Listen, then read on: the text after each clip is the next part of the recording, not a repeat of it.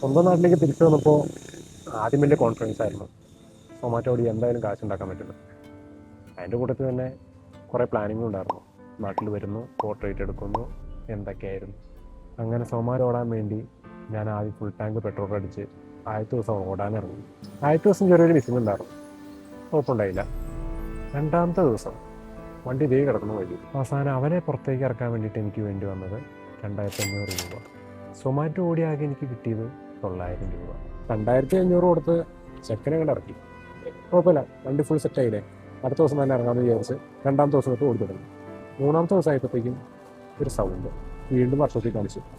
വർക്ക്ഷോപ്പിൽ കയറ്റിയപ്പോൾ ആൾ പറഞ്ഞു വണ്ടിയുടെ 2 ഡിസ്കും പോയി, അത് റെഡിയാക്കണമെങ്കിൽ 5000 രൂപ. എല്ലാം കൂടി വലിച്ചെറിഞ്ഞിട്ട് പോകാനാണ് ഓരോന്നായിട്ട് ഇങ്ങനെ വഴി നടന്നിട്ട്. നട്ടുച്ചയ്ക്ക് ഇറങ്ങി സൊമാറ്റോ ഓടുന്നതുകൊണ്ട് കണ്ടന്റ് വീട്ടുന്ന ദിവസം പോലും അറിയാൻ പറ്റുന്നില്ല. നമ്മുടെ ലൈഫിൽ പ്ലാൻ ചെയ്യണത് ഒന്നാണെന്നുണ്ടെങ്കിൽ നടക്കുന്നത് യാതൊരു ബന്ധമില്ലാത്ത കാര്യങ്ങളായിരിക്കും. 2 വർഷം കൊണ്ട് സിനിമയിൽ എത്തുക എന്നുള്ളതായിരുന്നു എൻ്റെ ലക്ഷ്യം. പക്ഷെ 2 മാസമായപ്പോഴത്തേക്ക് അതിന് പറഞ്ഞ് കാരണം